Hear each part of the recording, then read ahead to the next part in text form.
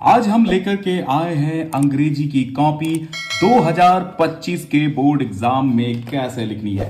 साथ में मिलेगी आपको ओएमआर शीट और इसे भी जानेंगे कैसे भरना है और साथ में होगा ये पेपर और कॉपी को एक बेहतरीन ढंग से कैसे आप बोर्ड एग्जाम 2025 में लिखेंगे। आज उन सारे तरीकों पर चर्चा करेंगे और इस कॉपी में कैसे फुल मार्क्स आए, कैसे इतने सुंदर मार्क्स आ गए, उन सब के बारे में भी हम जानेंगे। तो आइए एक एक करके इन पृष्ठों को पलटते हैं और चेक करते हैं इस कॉपी को। सबसे पहले आपको जब बोर्ड में कॉपी मिलेगी सेम इसी पैटर्न पर आधारित कॉपी होगी। एक बच्चे से हमने एक कॉपी लिखाई और उसने कैसे लिखा, उसने क्या त्रुटियां की, क्या गलतियां की, क्या नहीं की, क्यों अच्छा लिखा, कितना अच्छा लिखा। अब क्यों अच्छा लिखा, इसका जवाब तो यही है कि उसने मेहनत की तो अच्छा लिखा, लेकिन क्या त्रुटियां की हो जो आपको नहीं करनी है, इस पेपर के माध्यम से हम आपको समझाएंगे। चलिए सबसे पहले तो जो क्वेश्चंस आते हैं वो समझ लेते हैं। सबसे पहले आपको देखना होगा कि जो पेपर आपको मिलेगा वहां पर आपको रोल नंबर के साथ साथ अपना नाम डालना होगा।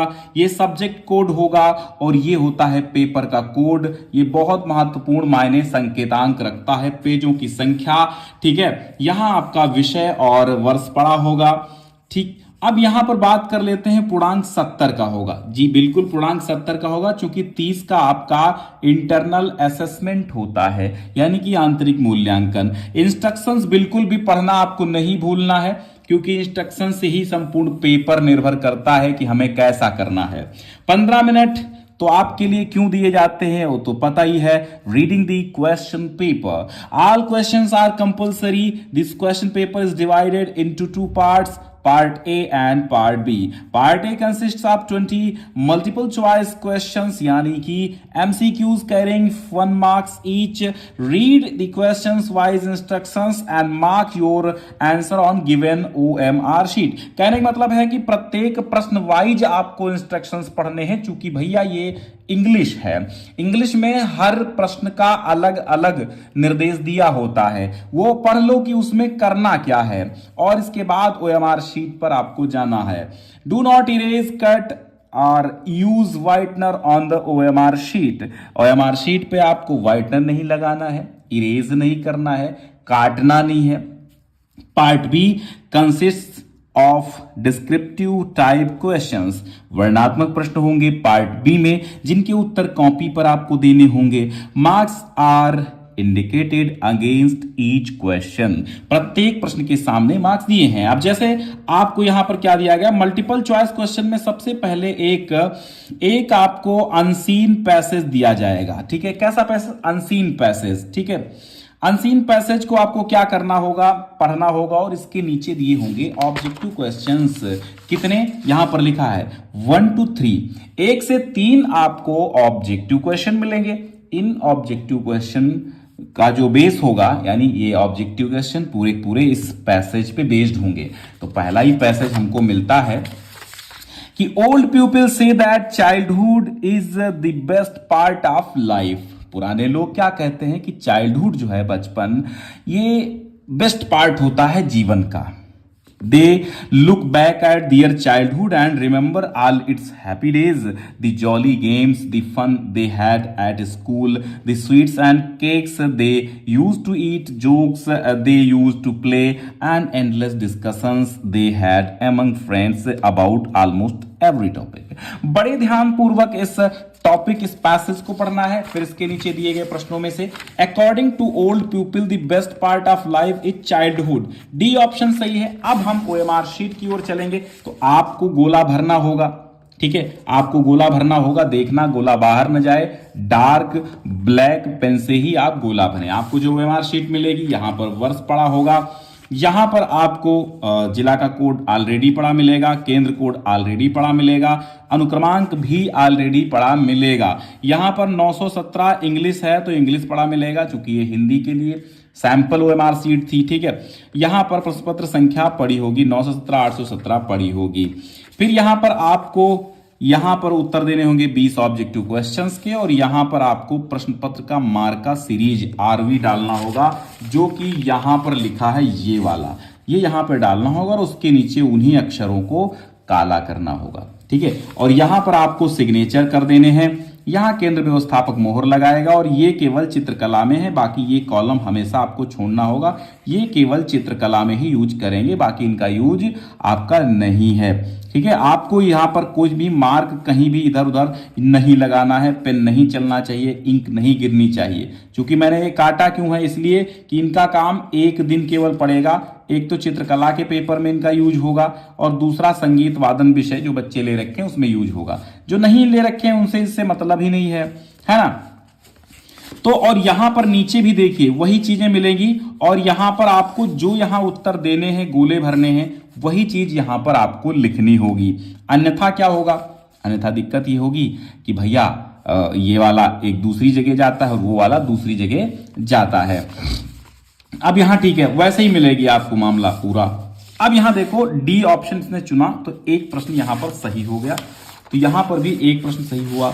दूसरा है the two home does a child troubles seem big. ठीक है, तो यहां पर इन्होंने ए, हाँ, टू ए फादर, यहां पर टू ए फादर, यानी बच्चे जो बचपन में डरते थे सबसे ज्यादा पिता से, तो टू ए फादर यहां पर भी सही आंसर दिया गया है, तो ये भी दूसरा नंबर भी सही हो गया। तीसरा, which word in the passage is the opposite of endless. तो एंडलेस का अपोजिट क्या होता है, एंडलेस का अपोजिट क्या होगा, 3 नंबर में जो है बी ऑप्शन इन्होंने चुना, फाइनाइट, तो यहां पर भी सही हो गया। ठीक है, हाँ, फाइनाइट सही हो गया। अब प्रश्न आता है, चौथा प्रश्न क्या कहता है, चौथा कहता है कि भैया सुनो, choose the correct option of answer the following. सही विकल्प चुनकर लिखना है। Which of the following is correct spelled. Correctly spelled का मतलब है जिसकी वर्तनी शुद्ध है। ठीक है, तो अब इन भैया ने यहां पर क्या भरा है, प्रश्न संख्या 4 में भरा है सी, जो कि बिल्कुल सही है, थंडर, है ना। और यहां देखिए चिल्ड्रन विल बी प्लेइंग सून। ठीक है, क्या सून, प्लेइंग सून, क्या अब 5वें में भरा है बी, तो बी क्या है, फ्यूचर कंटिन्यूअस। ये टेंस क्या है, ठीक है, ये क्या है, ये इसमें टेंस पूछा गया है। चिल्ड्रन विल बी प्लेइंग सून, ये किस टेंस में है, प्रेजेंट कंटिन्यूअस में, तो फ्यूचर कंटिन्यूअस में है। अब यहां रीअरेंज दी फॉलोइंग, अब इसको रीअरेंज करना है, तो इसमें कौन सा रीअरेंज होगा, यहां पर 5वें का आपका बी सही हो जाएगा और छठे का क्या सही हो जाएगा, डी।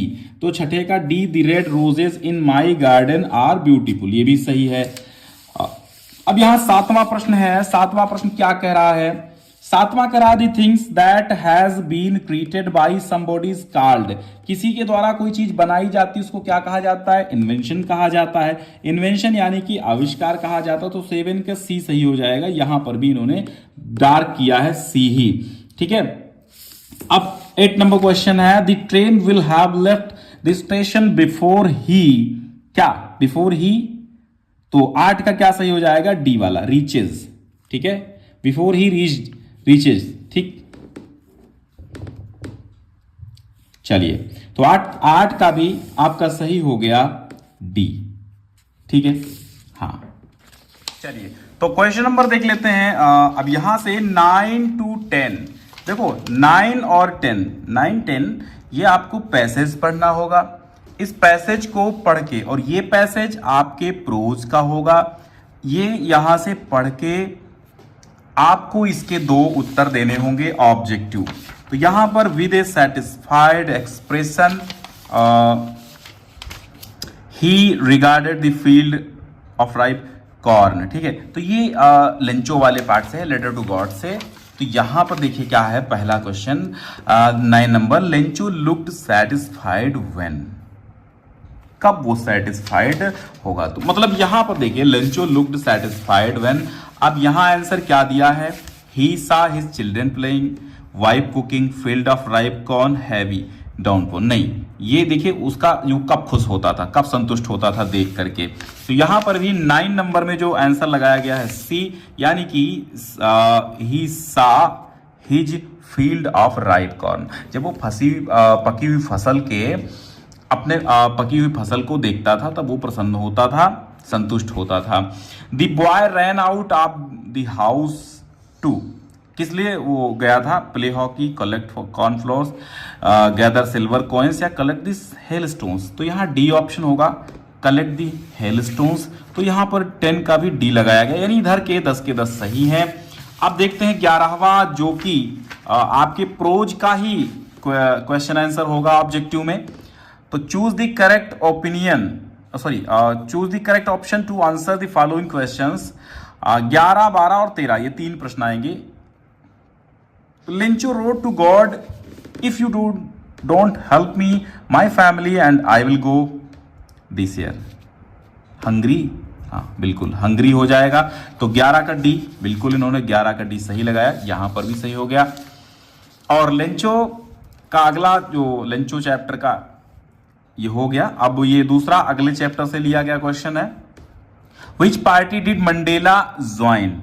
ये मंडेला वाले चैप्टर से है, नेल्सन मंडेला।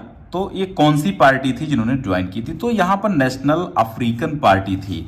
सी ऑप्शन होगा। तो ये कौन सा क्वेश्चन है? 12 का। देखते हैं, सी लगाया इन्होंने, तो 12 का सी लगा दिया। नहीं, 12 क्वेश्चन नंबर 12 विच पार्टी, हाँ ये गलत, अफ्रीकन नेशनल कांग्रेस होगा। ठीक है, हाँ, अफ्रीकन तो होगा लेकिन अफ्रीकन नेशनल कांग्रेस, ना कि नेशनल अफ्रीकन पार्टी, ये गलत है।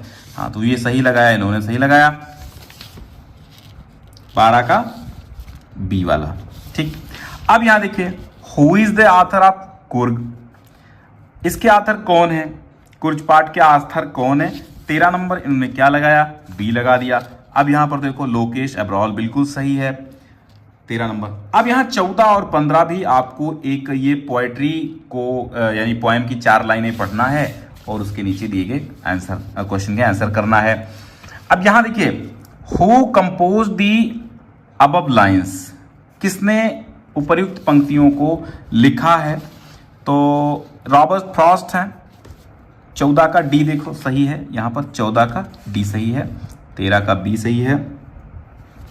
और यहां पर देखिएगा, a dust of snow was dropped by, a dust of snow was dropped by. तो 15 नंबर का कौन सा सही हो जाएगा? बी वाला। यहां पर बी यानी एक क्रो यानी कौवे के द्वारा गिराई गई थी बूंदे। 16 to 20 यानी 16 से 20, ये 5 प्रश्न आपके हैं। तो जो ग्रामर जो लिए गए हैं आपके सप्लीमेंट्री रीडर से। Who was Mrs Pomfrey, the made, the caretaker, the nurse, the mistress. कौन थी जो मिसेस पंफ्री थी? वो कौन सी थी? कौन थी?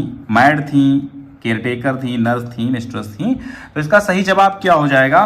देखिए 16 नंबर में क्या लगाया? D option. डी ऑप्शन यानी कि मिस्ट्रेस थी। What did Hari Singh want from Anil?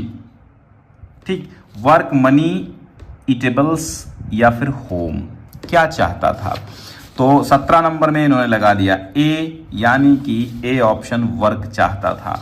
एब्राइट graduated from, एब्राइट कहां से ग्रेजुएटेड हुए थे? उनका ग्रेजुएशन कहां से था? तो ऑप्शन नंबर ए हार्वर्ड से। और for what had लॉयजल saved 400 France. तो यहां पर जो 19 नंबर का आंसर हो जाएगा, ये हो जाएगा ए, टू बाई ए गन। ठीक है, 20 नंबर क्वेश्चन देखिएगा और लास्ट आपका ओएमआर वाला। Who was Ramlal's eldest daughter? तो रामलाल की एल्डेस्ट डॉटर कौन सी थी? राधा थी, सी ऑप्शन। तो अब हम ये देखते हैं कि भैया इन्होंने 20 में से 20 ओएमआर में पूरे के पूरे सेलेक्ट किए हैं। अब देखते हैं, यानी 20 में से 20 पूरे सही कर लिए हैं। अब हम देखते हैं कि इन्होंने कॉपी कैसे लिखी है। मेन चीज है आपकी कॉपी। तो मैं मेन चीज कॉपी के टॉपिक पर आता हूं। कॉपी पर आ ही गए हैं तो भाई देख लेते हैं कि कॉपी कैसे लिखनी है आपको इंग्लिश की। क्लास 10 इंग्लिश 2025 में आपको कॉपी कैसे लिखनी है।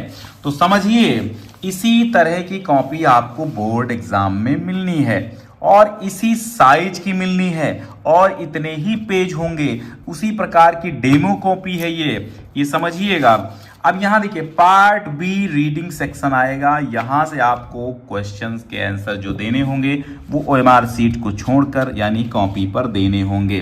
ठीक है, यहां रोल नंबर आप अंकों में, फिर शब्दों में और फिर विषय, प्रश्न पत्र और यहाँ पर संकेतांक यानी 817 आरवी जो भी बताया मैंने, और यहाँ पर परीक्षा का दिन, तिथि एवं पाली।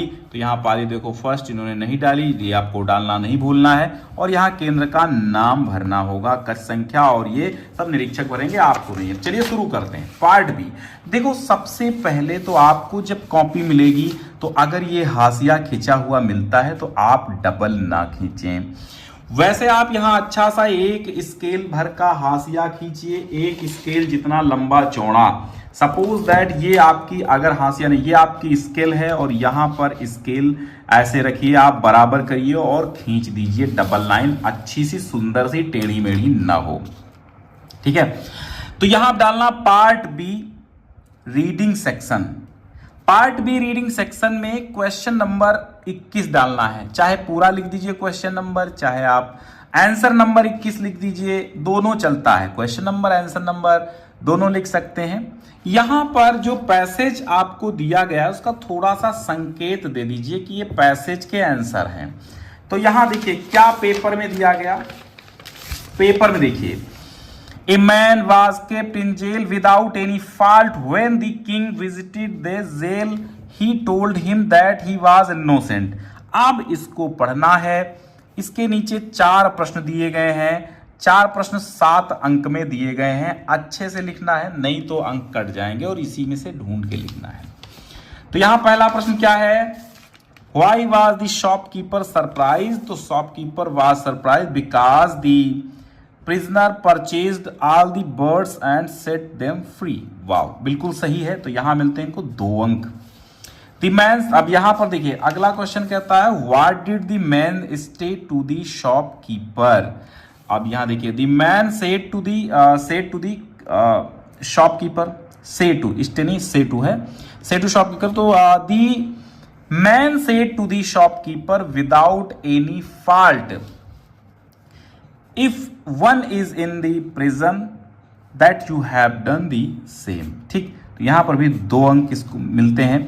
The word is cages. देखो यहाँ केजेस क्या है, यहाँ जेल का मीनिंग पूछा गया, पैसेज में दिया, तो ये केजेस है। यहाँ पर 2 अंक मिल जाएंगे। और यहाँ पर अंत में 1 अंक का प्रश्न है, find out a word in the passage which is opposite of sold. Sold का क्या हो जाएगा, परचेज, यानी सोल्ड माने बेचना, और ये परचेज, तो यहाँ 1 अंक मिल जाएगा।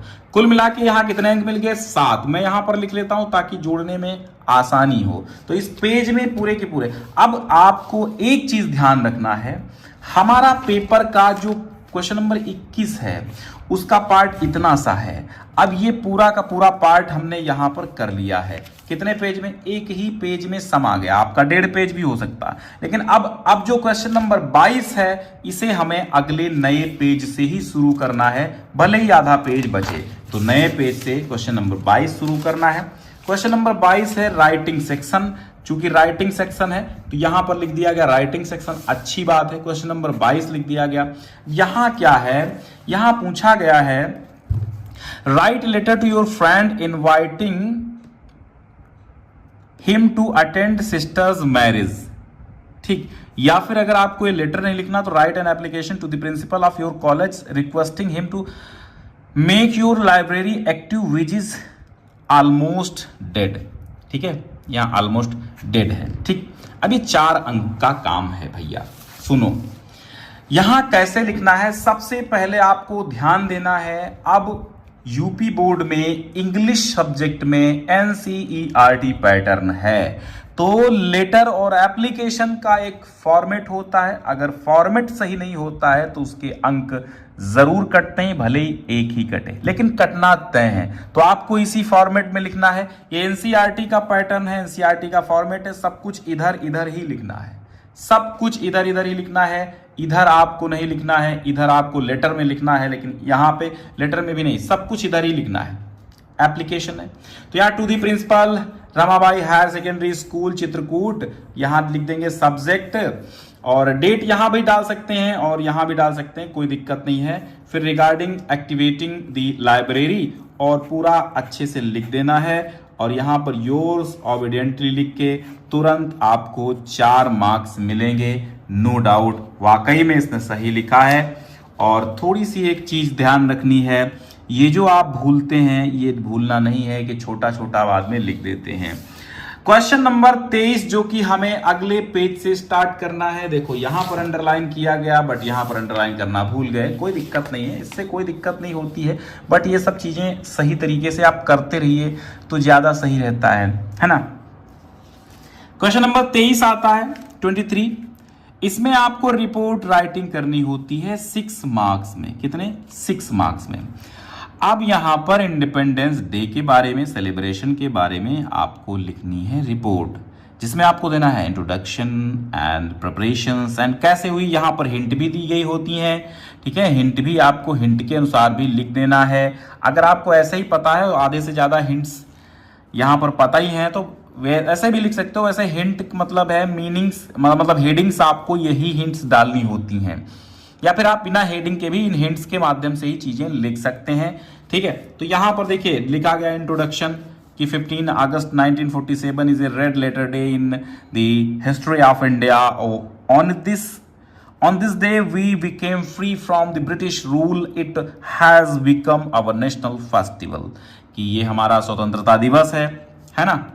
और दिस ईयर ग्रेट प्रिपरेशंस कैसे हुई, फ्लैग होस्टिंग कैसे हुए, मैसेज स्पीचेस एंड सॉन्ग्स हुए, ठीक है। ये सब बहुत जबरदस्त तरीके से है। और यहां पर भी लास्ट में होता है क्या, कंक्लूजन। लास्ट में कंक्लूजन बिल्कुल सही लिखा है। मैं ऑलरेडी पढ़ भी चुका हूं। मैं किसी भी कॉपी को क्रॉस चेक करता हूं, पहले ही पढ़ लेता हूं कि कहीं त्रुटियां तो नहीं है। त्रुटियां होंगी तो वो भी मैं बता दूंगा कि यहां गलती इन्होंने की है, आप मत करिएगा।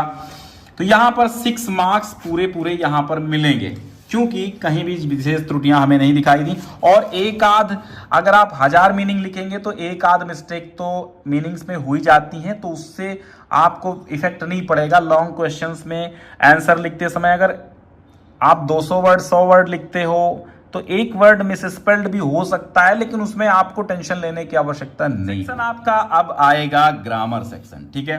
ग्रामर सेक्शन में क्या करना है, ग्रामर सेक्शन में change the following sentence into indirect speech, ठीक है।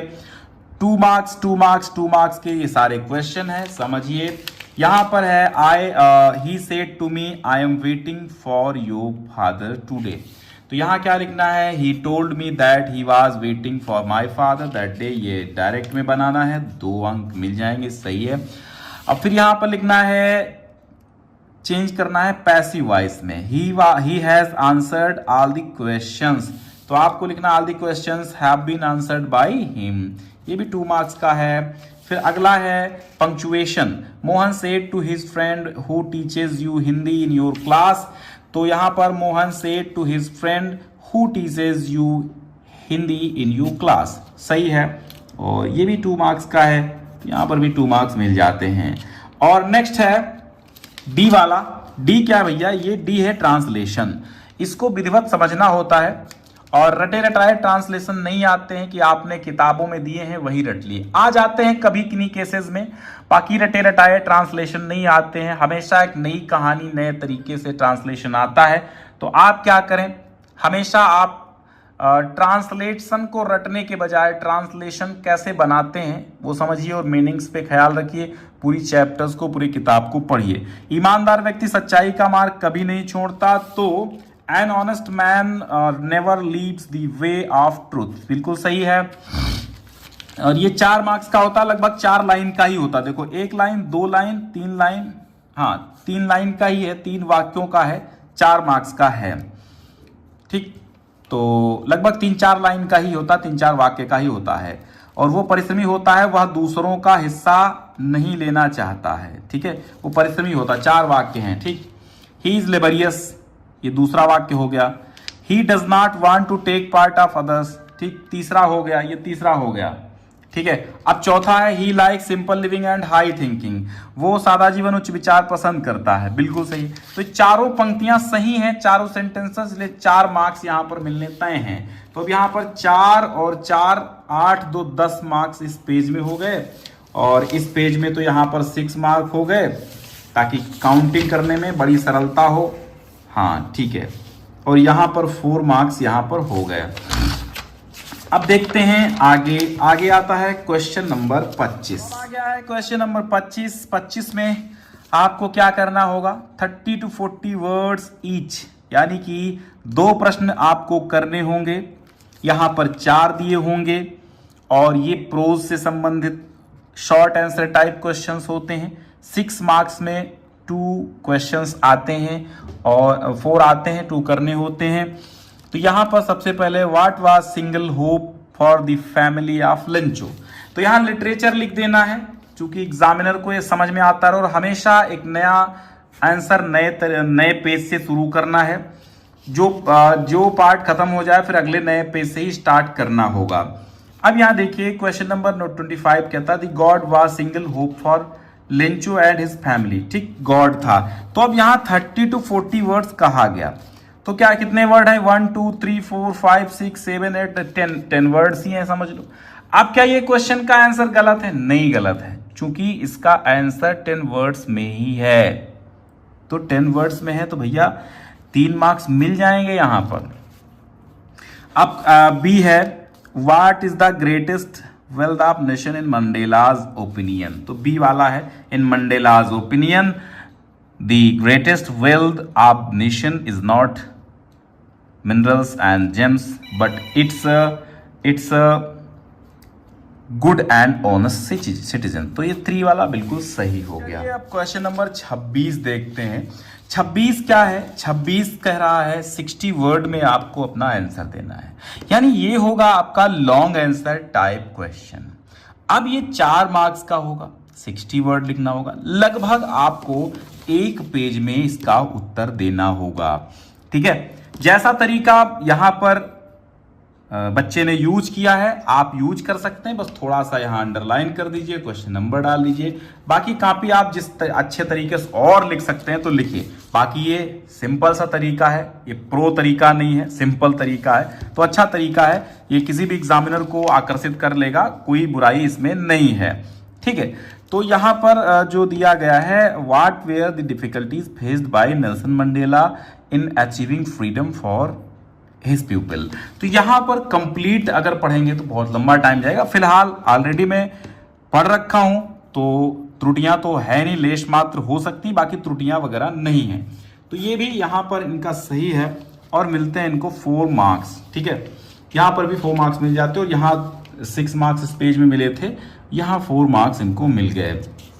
अब देख लेते हैं क्वेश्चन नंबर 27। 27 में क्या कहता है? Why does the poet hold with who favor fire? अब यहां पर होता यह है कि ये पोएट्री का एक 27 नंबर क्वेश्चन होता है। इसमें या तो आप पोएट्री के एक क्वेश्चन का आंसर दे दीजिए, या फिर भाई 4 लाइन की कोई कविता लिखिए जो भैया पेपर में ना आई हो। तो भैया सबसे अच्छा प्लान तो यही है कि 4 लाइनों की आप पोएम लिखिए और ले जाइए कितने मार्क्स? 3 मार्क्स यहां पर ले जाइए। ठीक है, तो ये 3 मार्क्स का काम यहां हो गया। प्रश्न संख्या 28 में अगर हम बात करते हैं, 28 नंबर कहता क्या है? Right the central idea. ये 3 मार्क्स की सेंट्रल आइडिया होगी। यहां पर पहले नंबर देखिए तरीका क्या है, ए डालिए central idea fire and ice, और यहां आप जैसे लिखा 4 लाइन्स ऑफ पोएम। तो ये सब चीजें ये प्रो तरीका हो जाता है आपका, एकदम प्रो वर्जन आप यूज कर रहे हैं। तो अब यहां पर 28 नंबर में कहा सेंट्रल आइडिया, तो यहां सेंट्रल आइडिया भी बखूबी सही लिखी गई है। यहां 3 मार्क्स यहां पर भी मिलेंगे। और यहां पर 29 नंबर प्रश्न है कि केवल एक ही प्रश्न आपको करना होगा 30-40 वर्ड में, short answer type question supplementary का।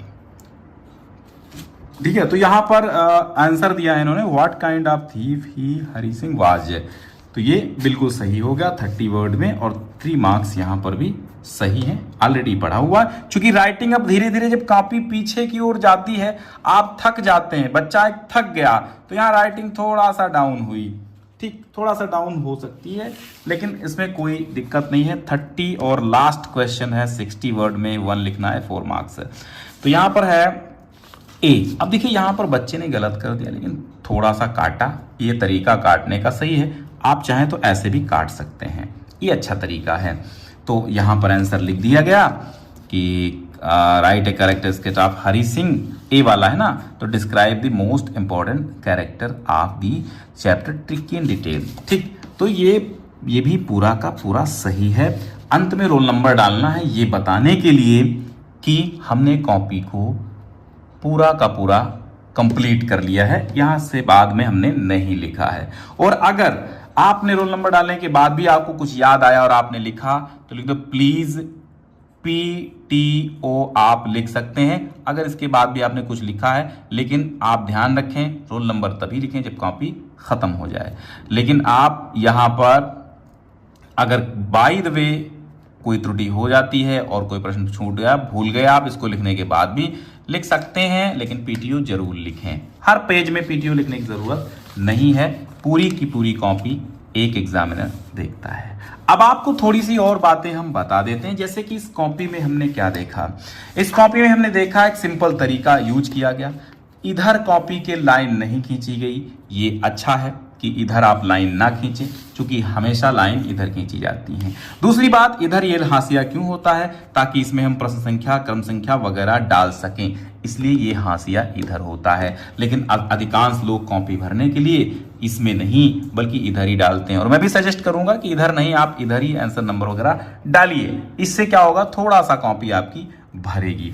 तो यहां पर जब कहीं पर अंक कटा नहीं तो कुल मिला के 50 में से 50, यानी हम देखते हैं 70 में से 70 मार्क्स पूरे के पूरे यहां पर मिल गए हैं। ठीक है, 70 में से 70 मार्क्स यहां पर मिल गए हैं। और अगर आपको भी चाहिए 70 में से 70 मार्क्स तो कॉपी इसी तरह लिखिएगा और इससे अच्छी लिखने की कोशिश। देखो शुरुआत में जैसे लिखा गया बिल्कुल ऐसी लिखिए आप। आगे तो थक जाता है बच्चा तो धीरे धीरे, अब जैसे ये जल्दबाजी में भूल गए अंडरलाइन करना, यहाँ देखिए सब कुछ प्रो तरीके से लिखा है, जबरदस्त तरीके से, है ना। यहाँ पर राइटिंग बन रही है, बहुत अच्छी है, जबरदस्त है, धीरे धीरे। और फिर धीरे धीरे राइटिंग डाउन होती चली गई, स्पीड बढ़ती चली गई और लास्ट में राइटिंग सबसे गड़बड़ हो गई। ये होता है, लेकिन इसमें आप घबराइएगा नहीं, है ना। चलिए, तो बेस्ट ऑफ लक। आप कॉपी जरूर ऐसे ही लिखिएगा ताकि आपको अंक पूरे के पूरे मिलें।